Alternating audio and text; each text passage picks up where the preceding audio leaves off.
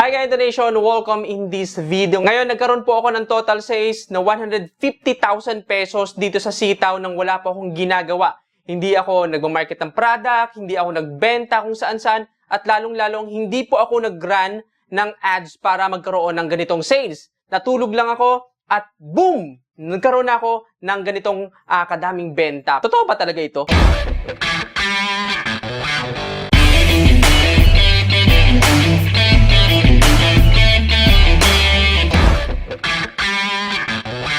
Ngayon, meron po nag-request sa akin na tingnan kung ano ba yung masasabi ko sa sitaw. Kaya sinubukan natin na pasukin ito kung ito ba ay maganda base sa personal experience ko sa dropshipping. Pero bago natin pag-usapan yan, ano nga ba ang sitaw? Ang sitaw po ay hindi gulay, okay? Baka isipin nyo gulay yung sinasabi ko. Ito po ay isang dropshipping company na naka-based daw sa Singapore simula pa noong 2020 at nag-expand lang ito ng operation dito sa Pilipinas. Ngayon, paano ka nga ba ikita dito sa sitaw? Meron kang dalawang paraan kung paano ka ikita ng pera dito sa sitaw. Una ay sa pamagitan ng maging isang seller o mag-apply na isang seller dito sa loob ng platform nila. Ngayon, sabihin natin na ikaw ay verified seller na dito sa sitaw. No, kapag nagpa-publish ka ng products, pwede mong ilagay dito 8% na markup. Yun yung kikitain mo once na merong bumili ng produkto na ito. So, ganun lang kadali, kapatid. Pangalawa ay sa pamagitan ng pag-invite ng tao para maging seller sa sitaw. Dito ay kita ka naman ng 3% sa bawat invite mo once na binayaran nila yung pick-up amount. For example, nasabihin natin na meron kang invite at nagkaroon siya ng order. Ngayon, once na binayaran ng invite mo yung pick-up amount, sabihin natin 26,000 pesos, binayaran niya yan, meron ka po ditong makuhang 3% sa bawat pick-up amount na binayaran ng invite mo. So, the more na marami kang invite at nagbabayad sila ng pick-up amount, mas malaki yung kikitain mo na wala kang ginagawa, kapatid. So, ganito lang po kasimpleng kumita dito sa loob ng sitaw. Ngayon, pag-usapan naman natin, masasabi ba na ito ay marangal o isa lang ito ang uri ng isang Ponzi scheme o isang uri ng fraud? Bago natin sagutin yan, pag-usapan muna natin yung mga red flag na nakita natin dito sa website nito para ma-identify natin kung ito ba ay maganda o kung itong platform nito ay kailangan iwasan. Pero disclaimer lang na itong mga pag-uusapan natin ngayon ay base lang po sa personal knowledge ko about sa dropshipping. Ngayon, simulan na natin. Unang-unang nakita kong red flag dito sa sitaw ay yung proseso ng kanilang business model. Sa normal na dropshipping business, kahit saan, okay? Kahit ikaw pa yung magmano-manong gumawa ng sarili mong dropshipping business, ganito po nag-work. O sabihin natin na mayroon kang online store o website, isa kasing paraan para ma-monetize mo ang website mo ay magsimula ka ng isang dropshipping business. So, bakit? Kasi ang pinaka-cost mo lang talaga dito ay yung website mo. Okay? At marami pong advantage sa pagsisimula ng isang dropshipping business. Ang pinaka-challenge mo lang talaga dito, mahirap pong maghanap ng mga supplier o legit na supplier na magda-dropship. Kaya nga dito na pumasok yung katulad ng Dropify, Bilis Benta, AliExpress, ano pa ba? CJ dropshipping at marami pang iba, no, para masolusyonan yung ganung problema. Pero pwede ka rin naman magsimula ng dropshipping na wala kang sariling website. Ibig sabihin, kung magaling kang mag-market ng product, o meron kang TikTok account, meron kang Facebook o YouTube o iba pang social media account na merong sapat na followers, pwede mong gamitin yon at doon totally wala kang ilalabas o wala kang cost na ilalabas. So, ang pinaka-proseso sa dropshipping, sabihin natin na ito yung online store mo. Dito sa website mo, nandito lahat ng product galing sa supplier. Example, na ang price ng product sa supplier ay $30. Ngayon, dito sa website mo, ibebenta mo ito ng $80 yung produkto. Ibig sabihin, meron kang 166% na markup dito. Ngayon, kapag may bumili ng product sa website mo, sabihin natin na si customer bumili sa website mo, okay? Matatanggap mo agad yung $80. Ngayon, kapag meron kasing benta o order na pumasok sa account mo at babayaran mo ang original price ng produkto sa supplier at automatic meron kang kita doon. Kapag nabayaran mo na sa supplier, ipapadala ng supplier yung produkto sa customer. So, ganito po nag-work ang dropshipping. Ngayon, iba kasi ang proseso dito sa sitaw, okay? Sabihin natin na ito ang sitaw at nandito naman yung online shop mo. Ngayon, itong online shop mo, kapatid, ay useless, okay? Wala pong gamit yan dahil walang bibili dyan, kapatid. Ang mangyayari, manggagaling po lahat ng order sa global.jd.com. So lahat ng order ay hindi mangyayari sa sitaw, kaya naging useless yung online shop mo. So kapag may order sa global.jd.com, kahit bayad na ng customer mismo yung produkto, added na yung markup. Ang tanong, ano yung red flag na sinasabi ko dito? Ang mangyayari kasi kapatid, babayaran pa rin ng sitaw yung product sa global.jd.com bago ma-deliver yung produkto sa customer. Which is kung sa seller, yun galing, si seller magbabayad nun. Sa dropshipping kasi, nagbabayad tayo sa supplier ng produkto kasi hindi nagbabayad si customer direkta sa supplier. Okay, nakakuha ba kapatid? Uulitin ko, binabayaran natin sa supplier yung produkto kasi si customer hindi direktang nagbayad kay supplier. Nagbayad po si customer direkta sa atin, sa ating merong online store. Kaya kailangan nating bayaran yun sa supplier bago nila i-deliver yung produkto sa customer. Ang nakikita kong problema o isa sa mga red flags sa sitaw, bakit ka magbabayad? Okay? Bakit mo pa babayaran sa global.jd.com kung bayad na ng customer direkta sa jd.com yung produkto? No, bakit babayaran ni seller, napapadaanin pa sa sitaw kung bayad ng direkta ng buyer yung product sa mismong supplier, which is nanggagaling po lahat ng supplier sa jd.com. Kung ganito kasi ang proseso, markup lang ang kailangan na makuha mo. Hindi mo na kailangan magbayad pa kasi direkta nang nakuha ni supplier yung pera. Naigets ba kapatid? Ngayon, meron kasing malaking tanong sa akin, ano ba yung offer ng jd.com?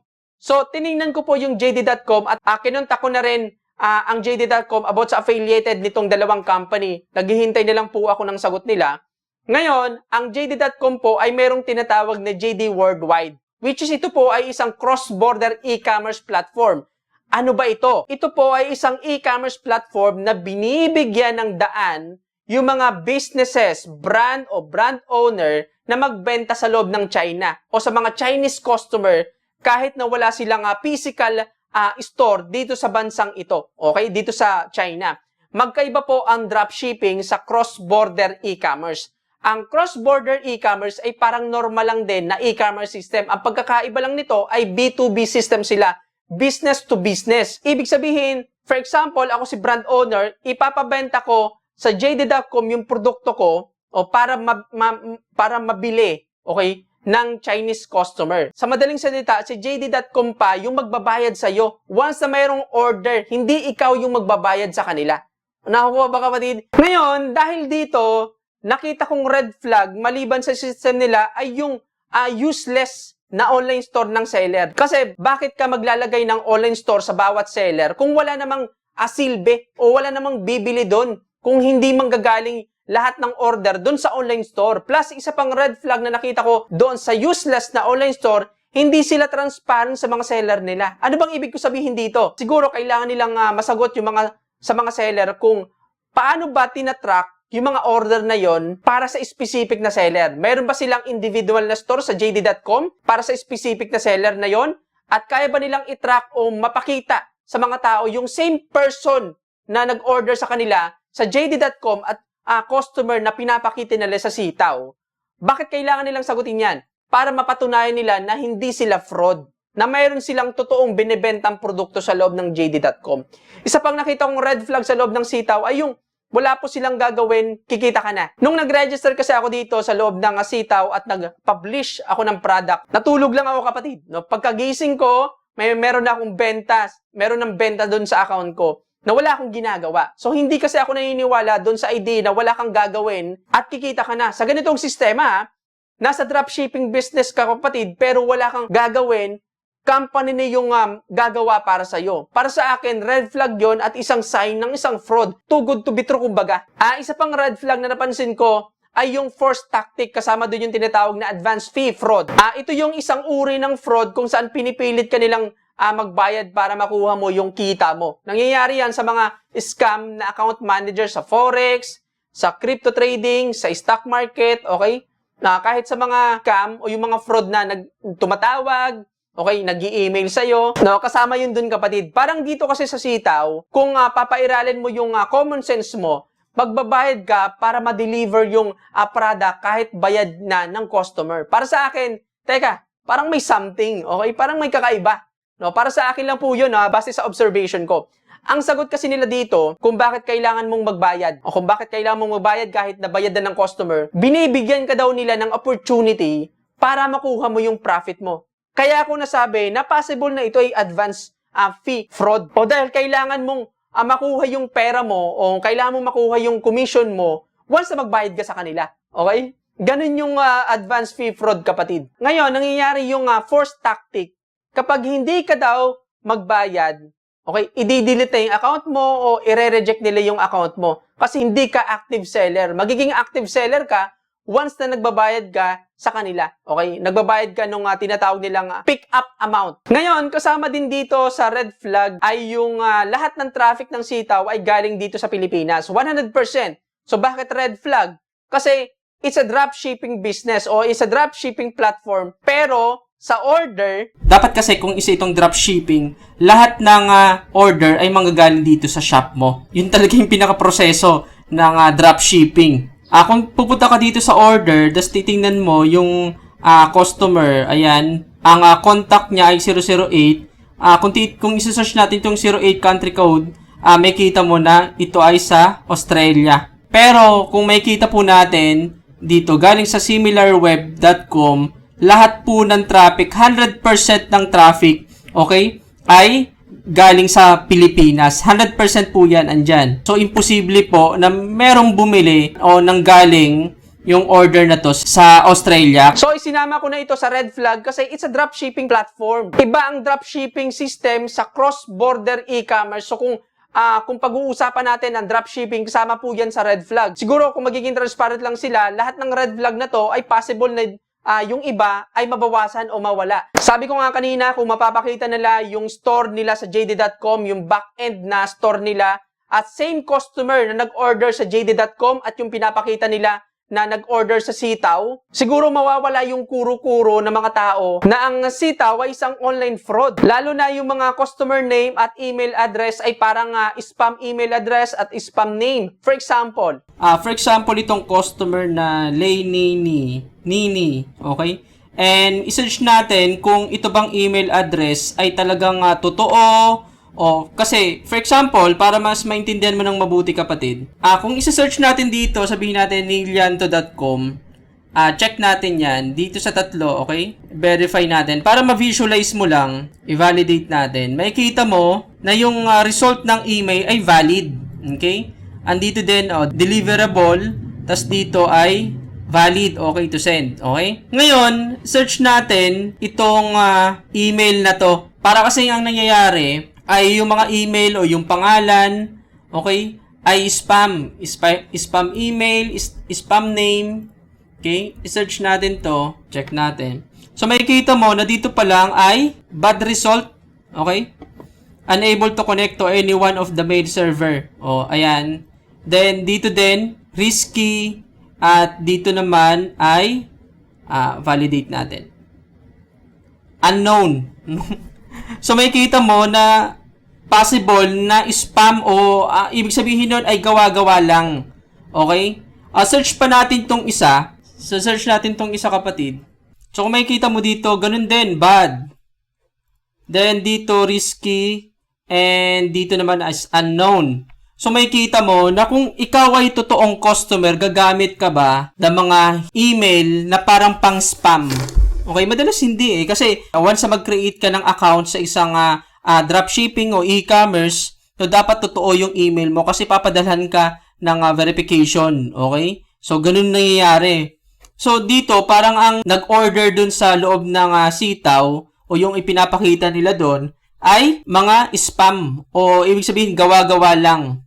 O gawa ng robot, mga ganun. Hindi talaga totoong mga email. Pero ngayon, base sa tinalakay natin, ito po ay possible na online fraud, okay? Paano ko nasabi? Unang-una, nagpapangako po sila ng kita na walang kahirap-hirap sa pinakamadaling paraan. Pangalawa, madalas kasi sa ganitong klase ng sistema, nakikipag-partner sila dun sa sikat na personalidad para mapakita nila sa mga tao na legit sila, na pinagkakatiwalaan sila nung isang sikat na personalidad. Na itong personalidad na ito ay walang direct knowledge sa kung ano yung sistema talaga na ginagawa nila o meron sila. For example, kung natatandaan nyo pa yung Bitbank, marami silang malalaking vlogger na kinuha, no, para i-promote sila, para masabi lang nila sa mga tao na legit sila na pagkakitaan at makita ng tao na totoong investment platform talaga sila, yung Bitbank. Pero at the end of the day, it's a scam. O bakit? Kasi yung mga vlogger na yun, walang direktang knowledge about dun sa kung ano yung ginagawa talaga o yung proseso ng platform na yon. At pangatlo, sa ganitong klase ng sistema, para makapag-build sila ng credibility, madalas kiniklaim nila na sila ay affiliated sa isang sikat at kilalang company o business o platform. Ngayon, sana maging transparent sila sa mga tao at magkaroon sila ng proof sa mga claim nila about sa affiliated sila sa malalaking company, order details, product at tunay na system na sinusunod nila. So, kailangan mo rin pag-aralan as a investor sa platform na ito kung ano ba talaga yung dropshipping system at cross-border system. So, ulitin ko lang, ito mga tinalakay natin ay opinion ko lamang po base sa personal knowledge ko about dropshipping, e-commerce, business model at online fraud. Ngayon, ang review natin dito ay ito po ay possible na online fraud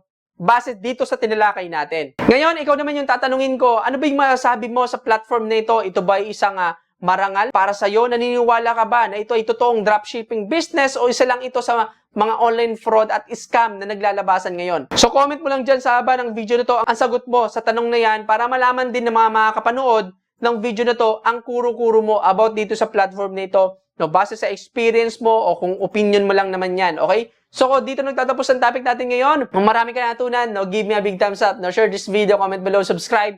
At huwag mong kalimutang i-click ang notification bell para lagi kang updated sa video na gagawin natin. Hanggang sa muli, I'm Neil Yanto, I'm Internet Marketing Vlogger. Bye-bye!